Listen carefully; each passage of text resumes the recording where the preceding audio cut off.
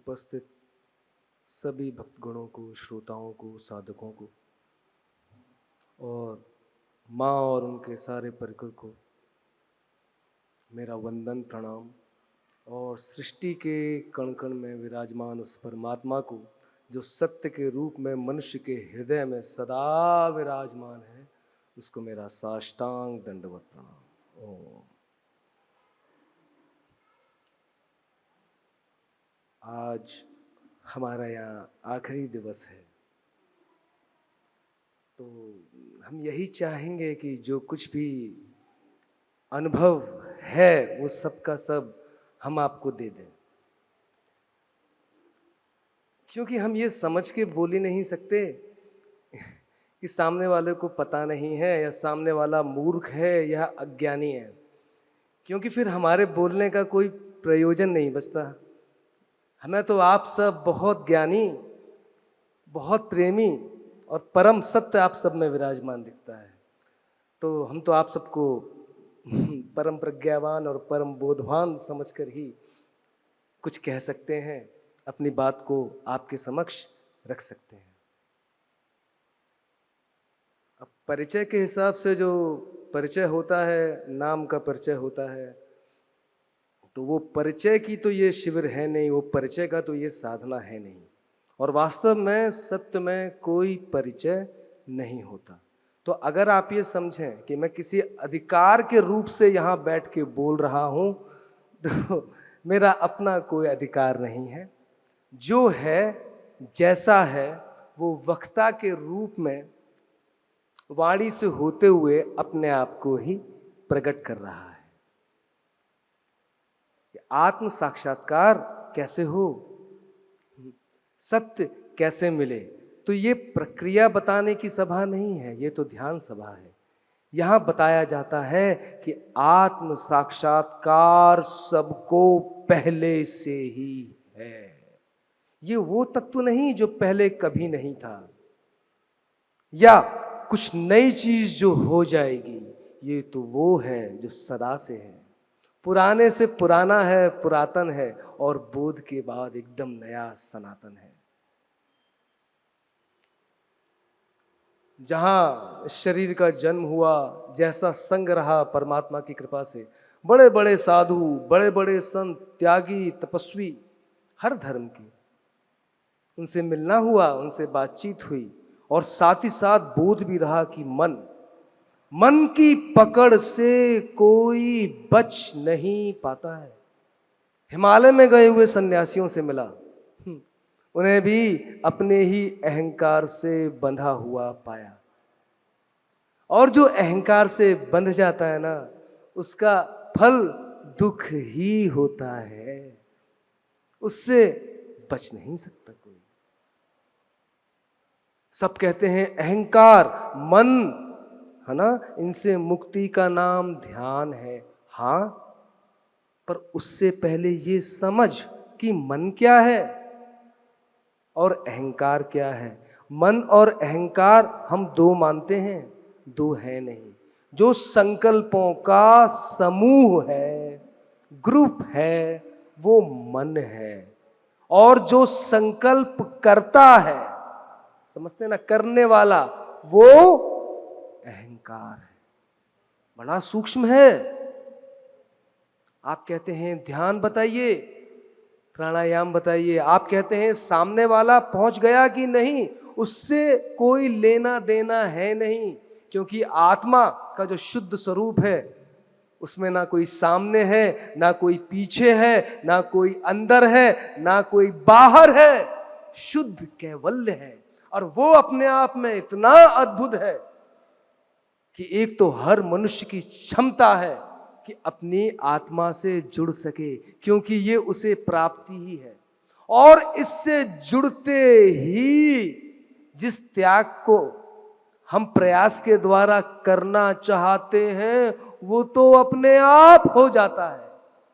जब जीवन में कोई श्रेष्ठ चीज मिलती है, तो निकृष्ट जो है अपने आप छूट जाती है। बोले प्राणायाम कराइए, प्राणायाम क्या, योग का एक अंग। योग क्या, अरे योगश्चित्तवृत्ति निरोधः अथ योग अनुशासनम। अभी इसी क्षण है योग का अनुशासन, कल नहीं, परसों नहीं, किसी कर्म का फल नहीं। योग के अनुसार ईश्वर क्या है? क्लेश, कर्म, विपाक, आशय, अपरामष्टः पुरुष विशेषः ईश्वरः। इस क्षण भी जिसमें कोई क्लेश नहीं है। क्लेश क्या है? राग, द्वेष, अभिनिवेश, अस्मिता, अविद्या, क्लेशाहा। इसी के कारण, क्लेश के कारण बार बार मनुष्य शरीर में या अलग अलग योनियों में कर्मों के अनुसार गति होती रहती है। कर्म वो भी उसको नहीं छूता। विपाका, कर्म का फल, वो भी वहां नहीं पहुंचता। अपरामष्टः, सदा उससे जो अछूता है, अभी इसी क्षण वो ईश्वर है। अहंकार से कैसे छूटे? अहंकार के खोज में ही, अहंकार के स्रोत में ही अहंकार से मुक्ति है। जब आप अहंकार को खोजने जाएंगे तो अहंकार मिलेगा नहीं। ध्यान क्या है? उसी स्रोत में स्थिरता का नाम ध्यान है। यम, नियम, आसन, प्राणायाम, प्रत्याहार, ये बाहिरिक योग हैं, बाह्यांतर योग हैं, शरीर मन से किए जाते हैं। और धारणा, ध्यान, समाधि, ये आंतरिक हैं। रेचक, कुंभक, पूरक, ये करके श्वास के द्वारा शांत करके मन को उतनी देर के लिए शांत किया जा सकता है, पर इस मन से मुक्ति नहीं है। श्वास की गति फिर से लौटते ही मन फिर अपने स्वरूप में आ जाएगा। जब तक ध्यान श्वास पे रहेगा तब तक मन नियंत्रित रहेगा। जैसे ही मन श्वास से छूटा फिर अपने रूप में आ जाए। क्या किया जाए? बोले पहले चरित्र में अहिंसा, यम है ना, 5 यम है। सत्य, अपरिग्रह, ब्रह्मचर्य। कहने का अर्थ क्या है? एक अहिंसा आ जाए तो उसके पीछे बाकी अंग अपने आप चले आते हैं। अहिंसा क्या समझते हैं? किसी को ना मारना अहिंसा होता है? नहीं नहीं नहीं नहीं। अहिंसा तो बहुत ऊंची स्थिति है, भाव स्थिति है। केवल फिजिकल तौर पे ही नहीं, स्थूल तौर पे ही नहीं, सूक्ष्म रूप में भी। एक कथा है, एक बार महात्मा गांधी, वो तो उनसे बड़ा अहिंसक कौन हुआ इस समय में, मिलने गए गुरुजी से। गुरुजी कौन? रविंद्रनाथ टैगोर। उनकी उस समय अवस्था हो चुकी थी, 80 वर्ष के थे। तो सुबह सुबह टहलने की बात थी, महात्मा गांधी गए। 6 बजे देखे समय बीतता जा रहा है, अभी तक गुरुजी आए नहीं, क्या बात है। तो जब झरोके से झांक के देखा तो गुरुदेव जो है कंघी कर रहे हैं शीशे में देख के, दाढ़ी को बना रहे हैं शीशे में देख के। गांधी ने कहा बताओ, इतना महान कवि जिसने इतनी कविताएं लिखी, वो अभी तक देह में ही फंसा हुआ है। क्योंकि जो आंख देखती है ना मन उसकी व्याख्या अपने आप अपने अनुसार कर लेता है, वो नहीं देखती क्या है। जब गुरुजी बाहर आए, रविंद्रनाथ टैगोर बाहर आए, तो उनसे पूछा आपने इतना समय लगा दिया, अरे अब तो उम्र हो गई, अब क्या देह को इतना सजाना, क्या देह की इतनी चिंता। कहा जब मैं युवा था उस समय तो चल भी जाता था, यौवन था, तरुण था, इतना अपने आप को देखने की आवश्यकता नहीं थी। अब बूढ़ा हो गया हूं। बोले फिर? बोले चेहरे पे झुर्रियां आ गई हैं, कुरूप सा होने लगा है। अगर इसको बिना बनाए निकल जाऊं ना तो जो इसे देखेगा और किसी को उसको देख के मन में विकृत भाव आ गया, दैन्य भाव आ गया, तो मैंने उसके मन में इस शरीर को हेतु बना के हिंसा पैदा कर दी। तो इसलिए इतना मैं बन के आया ताकि जो कोई मुझे देखे तो उसे आनंद हो। यहां दूसरे का प्रेम पहले है, अपनी को सुंदर लगना पहले नहीं। अहिंसा बहुत ऊंची अवस्था है। चित्त जब शांत होता है, या कहो मन जब आत्मा से जुड़ने के प्रयास में होता है, तब जो चीज आती है, तब जो तत्व आता है, वो अहिंसा होती है। और उस अहिंसा में स्थित होते ही सत्य, अस्तेय, अपरिग्रह, ये सब अपने आप स्थापित हो जाते हैं। यम, नियम, आसन। आसन किसे कहते हैं पता है? योग सूत्र क्या कहता है? क्या है आसन? आप इतने सारे आसन सुनते हैं, ये आसन वो आसन, नहीं, स्थिर सुखम आसन। जहां स्थिरता है, स्थिरता है। कहां स्थिरता है? अहंकार को खोजेंगे, जो उसका स्रोत है वहां स्पंदन है, और उसके पीछे जो स्थिरता है, उसमें जो सुख है, उसमें आसन अपने आप लग जाता है। जिस आसन में मन स्थिर हो जाए, मन के स्थिर होते ही देह भी अपने आप स्थिर हो जाता है। वो अलग बात है, हम देह को स्थिर करके मन को स्थिर करने का प्रयास करते हैं, हम उल्टी गंगा बहाने का प्रयास करते हैं और कभी सफल नहीं हो पाते, क्योंकि तरीका ही उल्टा अपनाया है। मन शरीर से बहुत बड़ा है और आत्मा अनंत है। मन जो शक्ति है ना, कभी देह कहता है कि मैं देह हूं, या आप कहते हैं मैं देह हूं। छोटी सी बात। कभी जगत कहता है कि मैं जगत हूं, या आप कहते हैं ये जगत है। शक्ति क्या है ये? क्या है इसका आधार? क्या है इसका स्रोत? तो 5 आयाम तक तो हम आपको क्रिया करा सकते हैं, प्राणायाम करा सकते हैं, कुंभक बता सकते हैं, रेचक बता सकते हैं, पूरक बता सकते हैं। श्वास अंदर ली, क्या हुआ? जीवन अंदर आया, पूरक हुआ। कुंभक अर्थात कुंभ में, पात्र में स्थिर हो गया, तब क्या हुआ? कुंभक हो गया।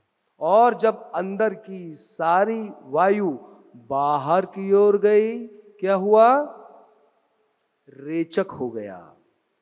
मन घबरा रहा है, क्या करें? आंख बंद करें, पूरे मन को ले जाएं, हाँ, अंदर ले जाएं और प्राण वायु को पूरा बाहर फेंक दें। क्षण भर में स्थिरता आ जाएगी, उस स्थिरता में शांति अपने आप आ जाएगी।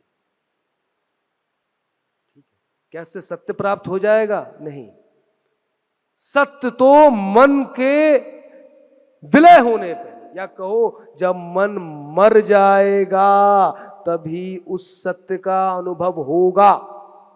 और सबको सत्य की ही खोज है, और किसी दूसरी चीज की किसी को खोज है नहीं। कुछ ऐसा मिल जाए कि जिसके बाद कुछ और मिलना बाकी ना रहे, जीवन में कोई चिंता ना रहे, किसी को भी कोई फिक्र ना रहे। कहना तो बड़ा आसान है, त्याग दो इच्छा। अब जो इच्छा को त्यागने की इच्छा को प्रबल कर लेते हैं, अब वो उस इच्छा से बंध जाते हैं। इच्छा का बंधन बहुत सूक्ष्म है, अपना बंधन बहुत सूक्ष्म है, क्योंकि ये अपनी ही शक्ति से हमने अपने आप को बांधा है। अब तक जो प्राणायाम थे, अब तक जो ध्यान की विधियां थी, जहां भी आप देखते हैं, सुनते हैं, वो बाहरिक है। अब 3 जो आंतरिक प्राणायाम है, धारणा, ध्यान, समाधि, आज हम आपकी उससे बात करेंगे, उसके ऊपर बात करेंगे। ये उन साधकों के लिए है जिनका मन उनके बस में हो चुका है। ये उनके लिए नहीं जो अभी मन को नियंत्रण करने का प्रयास कर रहे हैं। पहला सूत्र। अब यही कुंभक, यही रेचक और यही पूरक आंतरिक प्राणायाम में किस प्रकार हो जाते हैं देखें। और देखिए, शब्द शब्द नहीं है, शब्द से आपको कहीं ले जाके पहुंचाया जा रहा है और कहीं बाहर नहीं, आपके अंदर ही आपको पहुंचाया जा रहा है। ऐसी जगह पहुंचाया जा रहा है जहां कोई स्पंदन नहीं है। वो मंजिल भी है और वो मार्ग भी है। पहला प्रश्न क्या है मनुष्य का? सारे दुखों की जो उत्पत्ति होती है वो कहां से होती है? वो होती है अविद्या मूलक मैं से। ये मैं क्या है? देखो, आंख बंद करो, देखो, ये देह का जो आभास हो रहा है ना, इसको आप मैं कह रहे हो। देह का जो आभास है, इसको आप मैं कह रहे हो। इसी को मिथ्या मैं कहते हैं। क्यों? क्योंकि ये आभास 24 घंटे नहीं रहता। गहरी निद्रा में आप इस आभास से भी मुक्ति पा जाते हैं। तो समाधि, क्या समाधि के बाद क्या होगा? जो आपकी गहरी निद्रा है ना, वो समाधि ही है। आप गहरी निद्रा के बाद जागते हैं तो क्या होता है? आप फिर से वही होते हैं जहां जो आप पिछली रात को अपने मन को छोड़े थे। वही मन फिर वही सुबह में आ जाता है ना। प्रक्रिया है ना। ये तो अस्तित्व की व्यवस्था है आपके अंदर ध्यान की। गहरी निद्रा में भी वो जागता रहता है। अब गहरी निद्रा में तो उसको जानना संभव नहीं। क्यों? क्योंकि वहां तो आपका मन नहीं, वहां तो आपका अहंकार भी नहीं। तो अहंकार के रहते हुए उसको जानना संभव है? हां।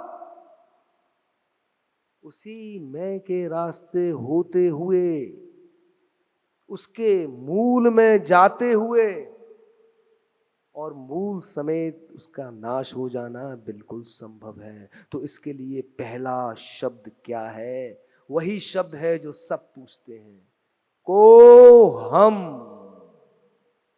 देखिए, ये जो शब्द है ना, संस्कृत के, हिंदी के, पाली के, ये देश बहुत अद्भुत है। यहां शब्दों में उसका भाव छिपा हुआ है। बाकी दुनिया की जो भाषाएं हैं, वहां शब्द सांकेतिक है। यहां शब्द सांकेतिक नहीं है। यहां पहले भाव आया है और भाव में शब्द आया है। इसलिए हर शब्द का अर्थ अलग है। आत्मा अलग है, परमात्मा एक अलग बोध है, धर्म एक अलग बात है, सत्य एक अलग बात है। और इसीलिए क्या कहते हैं हमारे यहां वर्णमाला को? शब्द और व्यंजन। व्यंजन समझते हैं ना, पकवान। हम परेशान किससे हैं? इन्हीं अपने शब्दों से। जो अपने अंदर चलते हुए निरंतर शब्द है ना, यही संकल्प बन जाते हैं। और किसने परेशान किया? आप कहेंगे हमको हमारी आवाज ने परेशान किया। आवाज ने? आवाज क्या है? बोले शब्द है। बोले शब्द कौन सुनता है? बोले मैं। बोले आप तो शब्द सुनते हैं, तो आप शब्द कैसे हो सकते हैं? आप तो शब्द को सुनने वाले हैं। को हम। जब बच्चा बड़ा होता है तो प्रश्न यही होता है, माता पिता से यही पूछता है, कौन हूं मैं?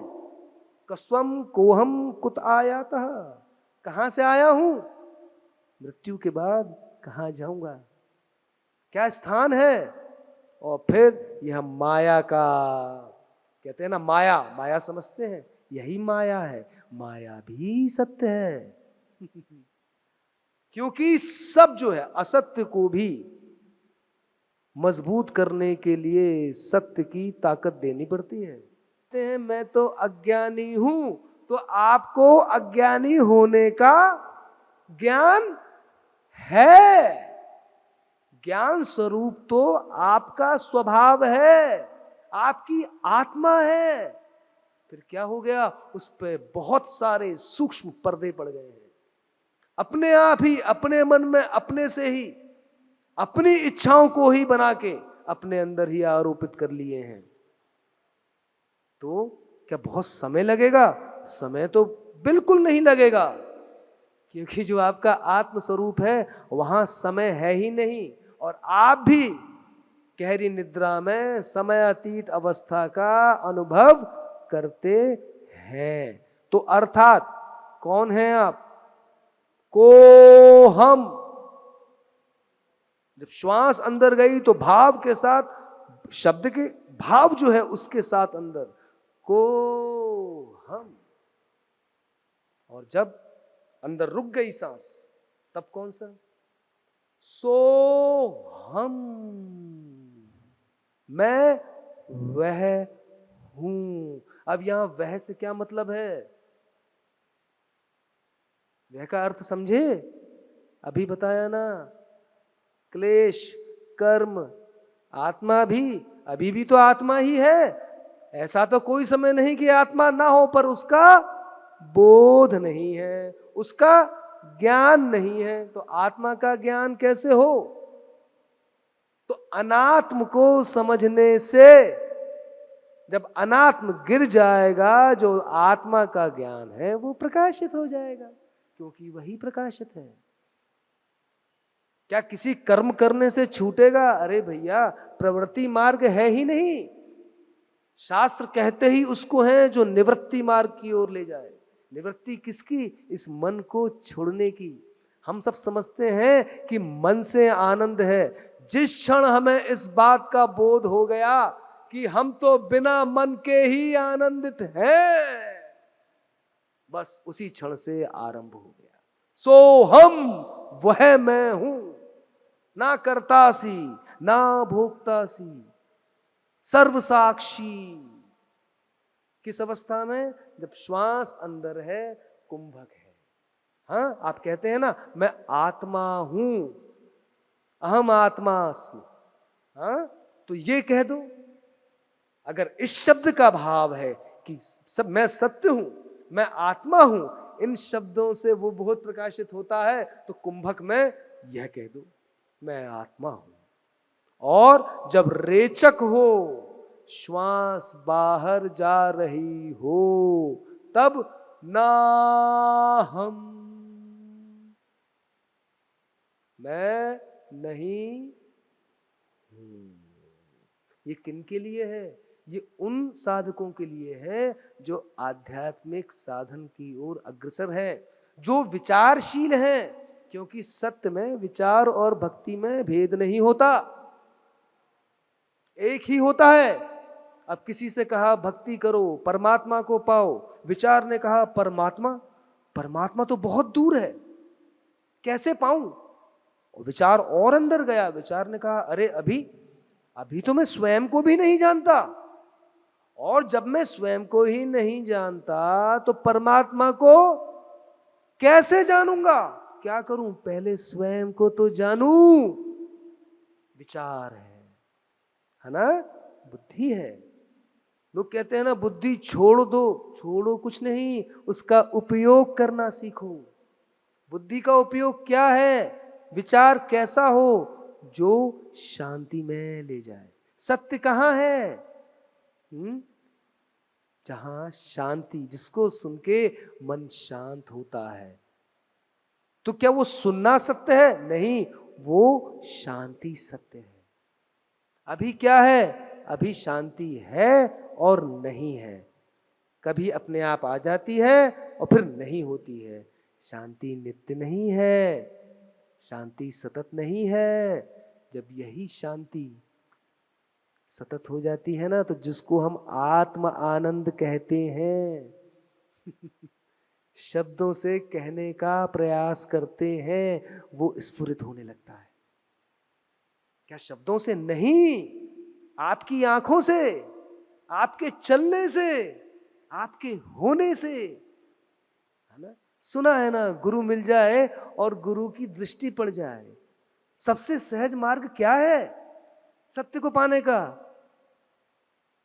शास्त्र पढ़ना, अभ्यास करना, ध्यान करना? बोले नहीं, सबसे बड़ी और सबसे सुंदर है गुरु कृपा। गुरु कृपा समझे? आत्म कृपा। गुरु किससे मिला रहा है? उसी से जो आप हैं। और जब वो मिल जाता है तो भक्त भी कहता है ना, गुरु गोविंद दोनों खड़े, काके लागू पाए। बलिहारी गुरु आपकी गोविंदियो बताए। गोविंद इंद्रियों का स्वामी। हमें आज तक शब्दों के अर्थों से ही वंचित करके रखा गया है। अगर हम शब्द में सही समझ से उसको देखें, उसको सुनना आरंभ करें, तो कोई शब्द अच्छा या बुरा नहीं है, एक स्पंदन है, एक वाइब्रेशन है। और एक ऐसी वाइब्रेशन है जो शब्द से होती है, होने के बाद फिर बंद हो जाती है, और एक ऐसी वाइब्रेशन है जो अपने आप हो रही है। उसी वाइब्रेशन को क्या कहते हैं? क्या कहते हैं? जाप तो सब करते हैं। ओम।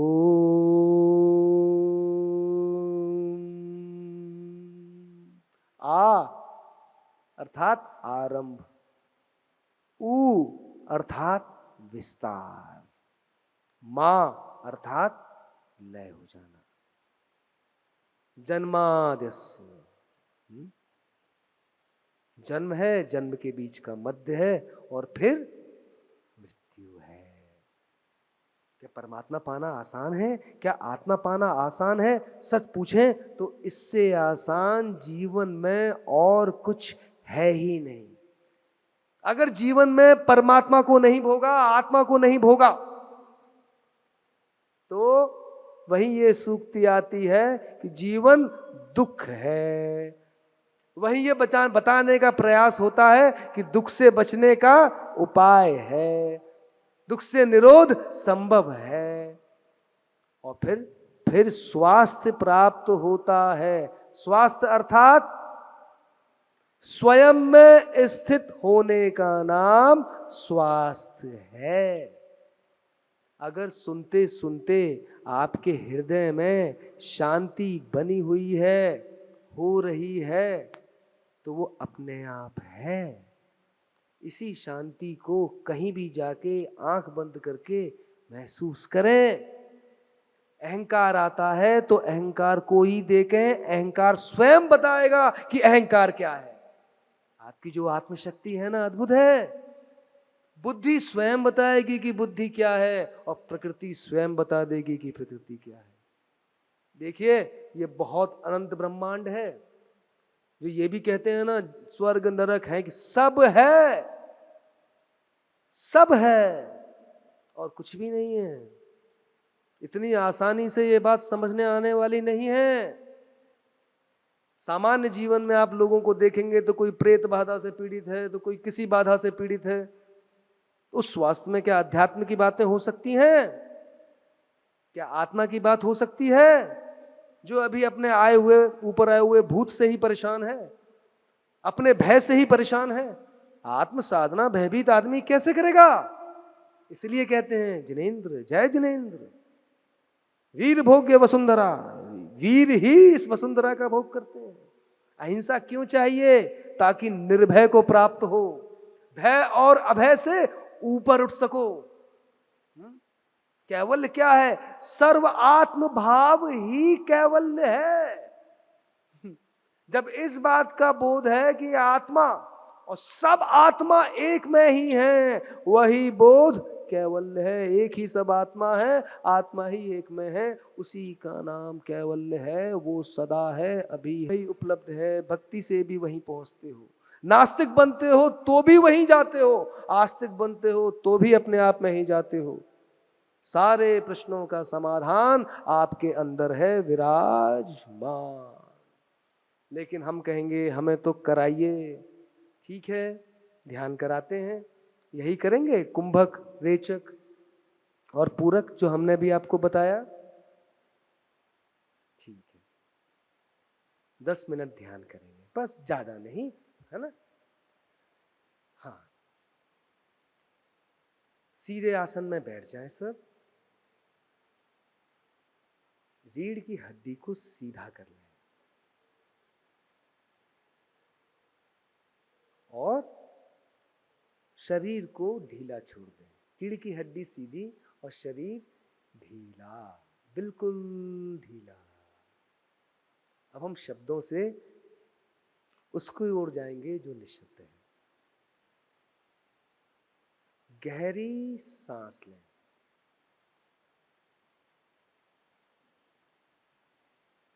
अब उस सांस को पूरा छोड़ दें, रोके नहीं।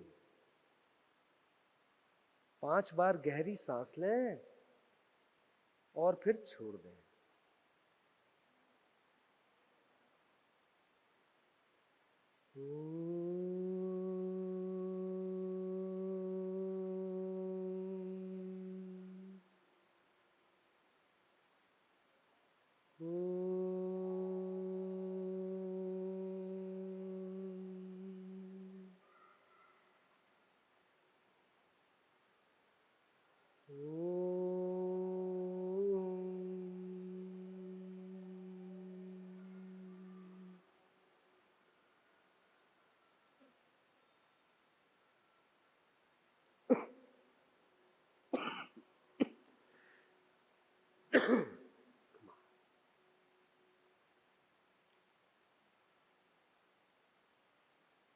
अब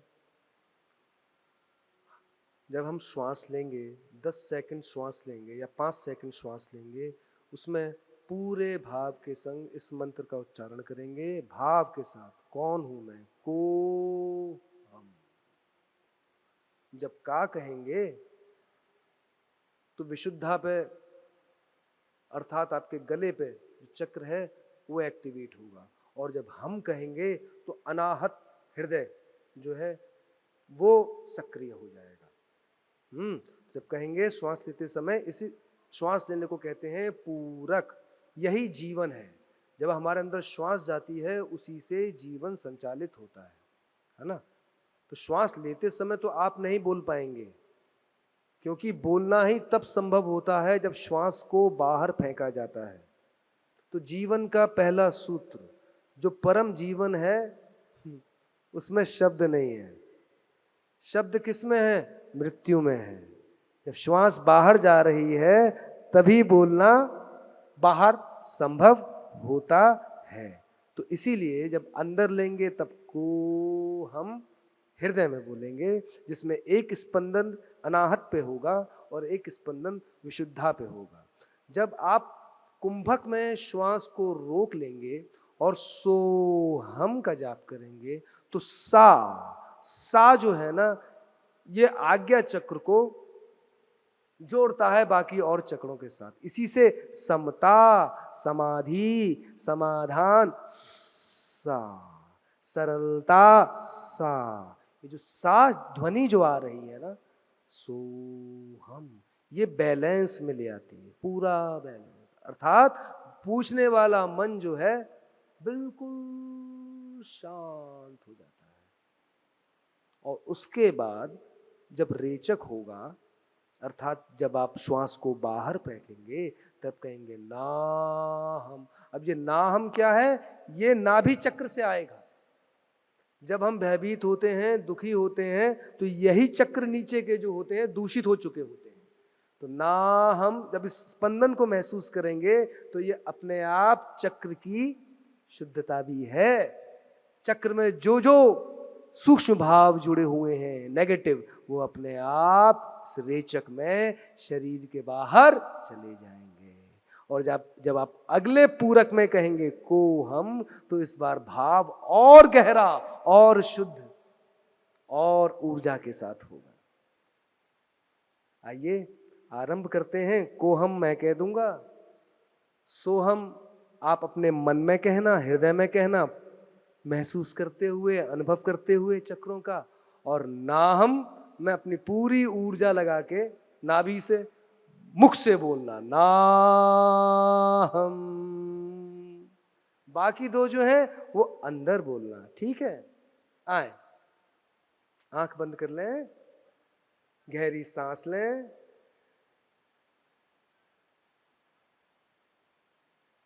छोड़ दें।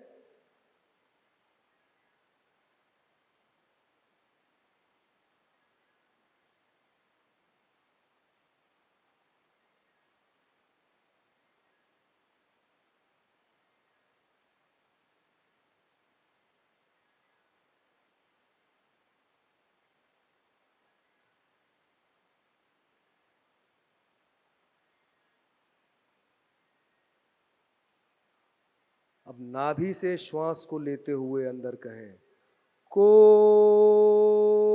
हम।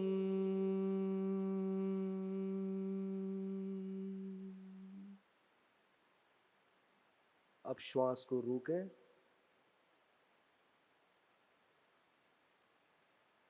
और इस फ्रीक्वेंसी के साथ सो हम।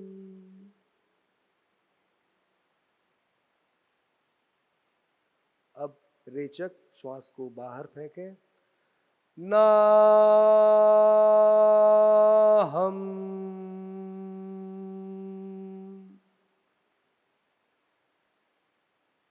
अगली बार को श्वास को अपने आप अंदर आने दें और जैसे ही अंदर आए को हम।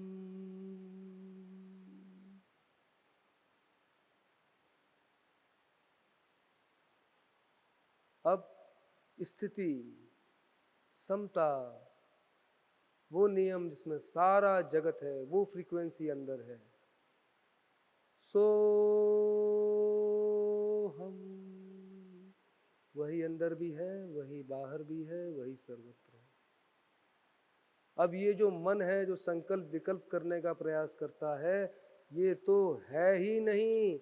ना हम।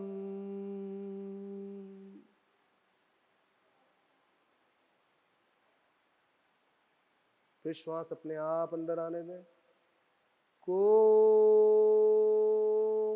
हम।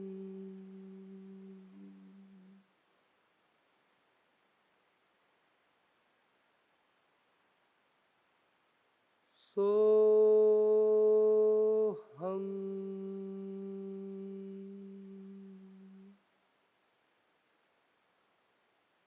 ना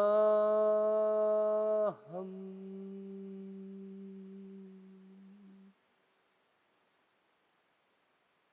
को हम।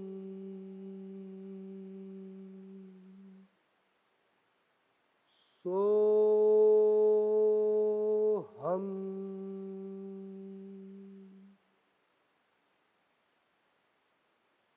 हम।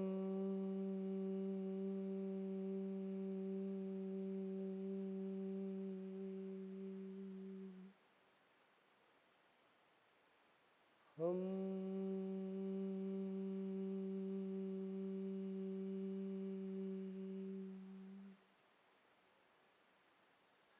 हम।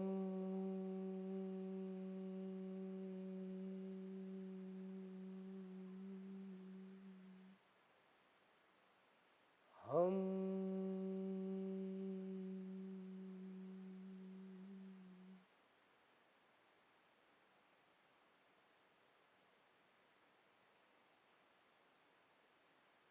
जिन साधकों को आज्ञा चक्र का अनुभव है, वे वहां सफेद या चमकीली प्रकार की रोशनी का अनुभव कर सकते हैं इस हम की ध्वनि में।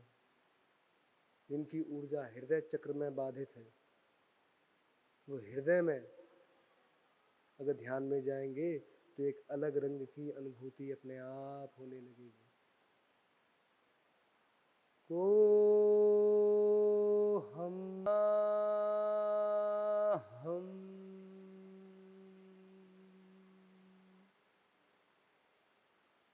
को हम।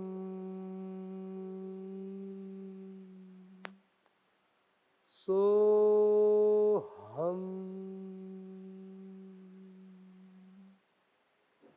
ना हम।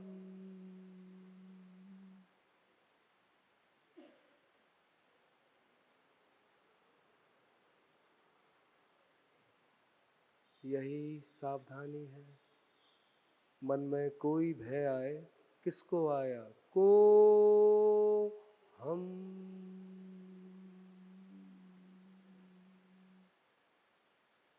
उसके ऊपर एक दूसरा भाव जो अभी बुद्धि से समझा है, पर अभी उसका अनुभव नहीं है कि सत्य है, कुछ तो है जिससे ये सारा ब्रह्मांड, सारी सृष्टि चलती है।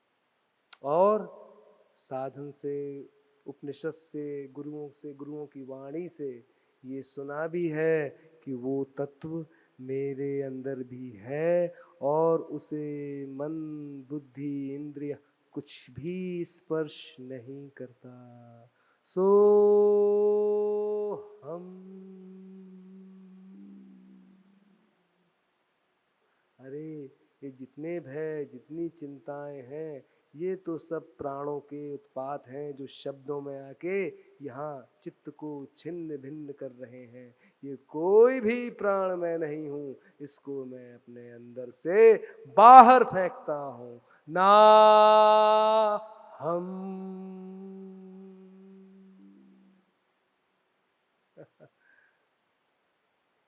को हम सो हम ना हम।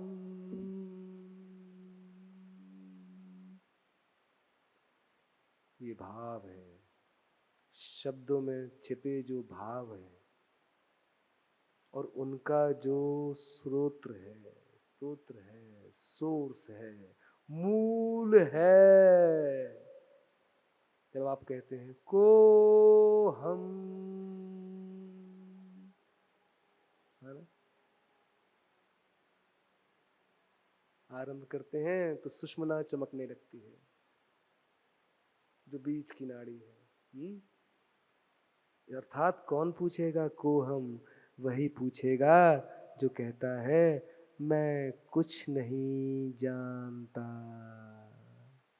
को हम कौन हूँ, कौन हूँ?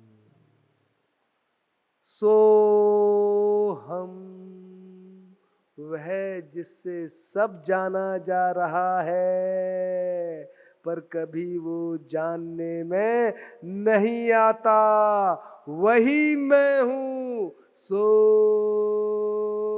हम जब ये जान लिया तो क्या अनुभव रहा? अरे मैं तो हूं ही नहीं, ना हम। जो अहम था, को मैं भी था, सो मैं भी था, ना मैं भी था, वो मिथ्या से छूट के अपने शुद्ध शांत भाव में स्वयं ही प्रकाशित होने लग गया। अब तेरी मर्जी पूरी हो, मैं नहीं हूं। यहां तू अर्थात कौन? वही जो मैं हूं। गहरी बात है। तुम कौन? वही जो मैं हूं। मैं कौन? वही जो तुम हो। वो क्या? वही वह है। वह कैसा है? ना मैं हूं ना तुम हो। क्या है? यही है स्वरूप। और अब क्या करो? इस अनुभव में, इस अनुभूति में चलो, बोलो, देखो, सुनो। अब कार्य कौन करेगा? अब ये जो भाव अंदर शांत है, अब ये सुनेगा। अब आंखों से कौन देखेगा? अब जो ये शांति सोहम, जो हर क्लेश से अच्युत अपरामष्ट है, अब यही शांति आंखों से देखती है। तो शांति देखती है तो क्या देखती है? शांति ही देखती है। यही शांति, यही बोध जब एक साथ मिल जाते हैं और उससे जो स्पंदन, परम स्पंदन का अनुभव होता है, जिसमें ये समूचा अस्तित्व हो रहा है, उसी को कहते हैं प्रेम। सा तस्मिन परम प्रेम रूपा, वो उसके प्रति परम प्रेम रूपा है। किसके प्रति? सो हम वही जो मैं हूं। क्या है? इस ध्यान को शिविर में नहीं कराया जाता। ये तो उपनिषद है, ये तो सत्संग है, ये तो होना है, ये करना नहीं है। और जब होना होता है और उस होने में जो करना होता है उसी का नाम सेवा है, क्योंकि वो आप नहीं करते, अस्तित्व ही आप में बैठ के अपनी ही सेवा करता है। किसकी सेवा कर रहे हैं? दरिद्र नारायण। अरे दरिद्र की कि नारायण की? अरे दरिद्र हो चाहे पैसे वाला हो, सबके अंदर वही सत्य है, सेवा वही सत्य कर रहा है। सूरज बनके, चांद बनके, हवा बनके और आप में बैठ के सारे अनुभव एक साथ इसी क्षण ले रहा है।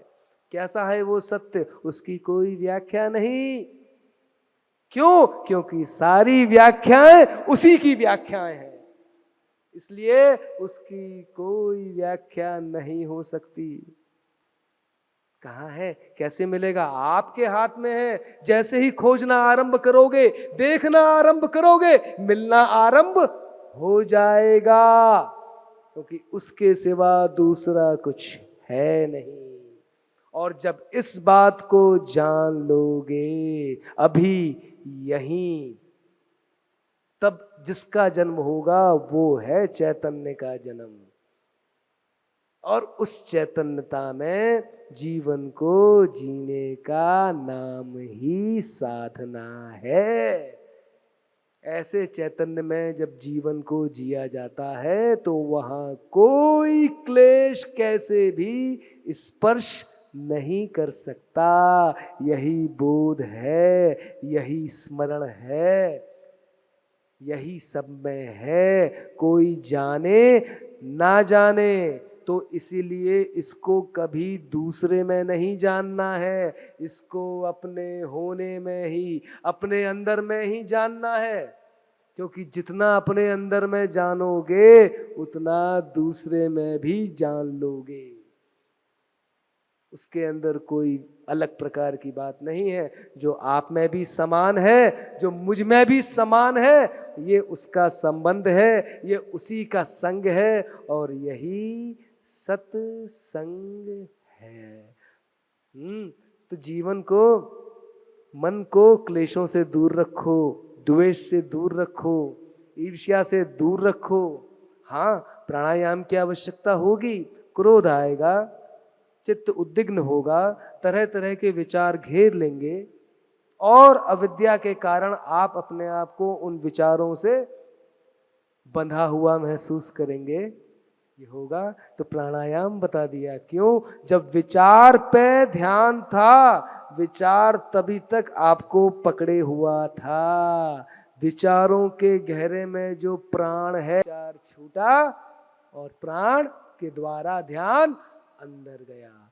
जब ध्यान अंदर गया तो क्या पाया? जो अंदर है वही बाहर है, और वो कौन है? सो हम। और फिर क्या घोषणा हुई? ना हम। अब ना हम कहो या अहम ब्रह्मास्मि कहो, कोई अंतर नहीं पड़ता। ये तो वो भाव है, ये तो वो अनुभव है जिसके लिए पूरी मनुष्य जाति प्यासी प्यासी घूम रही है। और ये हर किसी को हो सकता है, सबको हो सकता है। तो आप कहेंगे ये साधु संत, अरे इस जन्म के नहीं है भैया, जन्मों जन्मों की प्रक्रियाएं हैं, किसी ने यहाँ कुछ नहीं किया, सब अपने आप भव हुए हैं और हो रहे हैं। किसी के बनने से कोई साधु नहीं हुआ, किसी के बनने से कोई पापी नहीं हुआ, बस आंख खुलने की देर है। संत के पास क्या होता है? प्रयास नहीं करना पड़ता, मन अपने आप शांत हो जाता है। हाँ, समझ में आ जाता है कुछ तो ऐसा है, नहीं नहीं जीवन में कुछ ऐसा है, लगता है, इनको देख के लगता है, अरे ये कह रहे हैं मेरे अंदर भी है, चलो मैं भी देखता हूं। बात तो सबकी नहीं है, देखो सुनाई तो सबको जा रही है पर बात तो किसी एक की सुनने की है। जिसको सुनाई जा रही है वही जानता है, वो एक कौन है? वही केवल है। जो सब में विराजमान। इतने प्रेम से आप मेरी बातों को सुनते हैं, आप मेरी बातों को नहीं सुनते हैं, आप अपनी ही बातों को सुनते हैं। आपका मन उत्तर चाहता है ना, तो यहाँ उत्तर नहीं, यहाँ समाधान दिया जाता है। यहाँ समाधान भी नहीं, यहाँ प्रश्न ही हटा लिए जाते हैं। जब प्रश्न ही नहीं रहता तो उत्तर किसका? और जब प्रश्न नहीं, उत्तर नहीं, वहां क्या? समाधान। कैसे? अब चित्त मुक्त है, मन मुक्त है, जो देखता है पूर्णता से देखता है, आत्मा से देखता है, और उसी क्षण उसको उस चीज का पूर्ण ज्ञान अनुभव हो जाता है। बस अब मैं वाणी को विराम देने से पहले कुछ आपकी आज्ञा हो तो गा दूं भैया? मन करता है, मुझे तो बहुत आनंद आता है। देखिए ये शांति जो उसमें आई, उसी शांति में जब गाना होता है ना, तो अलग ही, वही शांति एक अलग ही रूप लेके आ जाती है। माँ, मत कर माया को अहंकार, मत कर काया को अभिमान, काया गार से काची, काया तेरी गार से काची, काया गार से काची रे, जैसे ओसरा मोती, झोंका पवन का लग जाए, थपका पवन का लग जाए, काया तेरी धूल हो जाए, काया तेरी धूल हो जासी। ऐसा सख्त था महाराज, जिनका मुल्कों पे राज, जिन घर झूलता हाथ। बहुत बड़े बड़े हुए हैं, शहंशाह हुए हैं, लेकिन जिन घर झूलता हाथी, उन घर दिया ना बाती। अर्थात अरे मन तो उनका इतना अंधकार में, प्रकाश है ही नहीं, अहंकार के आगे किसी को कुछ समझते नहीं। अरे पगले, झोंका पवन का लग जाए, थपका पवन का लग जाए, काया तेरी धूल हो जासी, काया तेरी धूल हो जासी। मत कर माया को अहंकार, मत कर काया को अभिमान, काया गार से काची, काया तेरी गार से काची, काया गार से काची रे, जैसे ओसरा मोती, झोंका पवन का लग जाए, थपका पवन का लग जाए, काया तेरी धूल हो। झूठा माई थारो बाप, झूठा सकल संसार, झूठी कूटता छाती रे, झूठी कूटता छाती, झूठी कूटता छाती रे, जैसे ओसरा मोती, झपका पवन का लग जाए, झपका पवन का लग जाए, काया तेरी धूल हो जासी, काया तेरी धूल हो जासी। बोल्या भवानी हो नाथ, गुरु जी ने सर पे धरिया हाथ, जिनसे मुक्ति हो जासी रे, जिनसे मुक्ति हो जासी, जिनसे मुक्ति हो जासी रे, जैसे ओसरा मोती, झोंका पवन का लग जाए, थपका पवन का लग जाए, काया तेरी धूल हो जासी, काया तेरी धूल हो जासी। मैं अपनी प्यारी मुक्ता मैया के चरणों में अपना प्रणाम निवेदित करता हूँ। उन्होंने मुझे यहाँ बुलाया और आप सबके सामने उपस्थित रखा, मुझे इस लायक समझा कि मैं आपसे कुछ कह सकूं। और आप सबको भी बहुत बहुत आभार और प्रेम कि आपने अपने इतने व्यस्त जीवन में से थोड़ा समय निकालकर हमें सुनने का कष्ट उठाया। आपके जीवन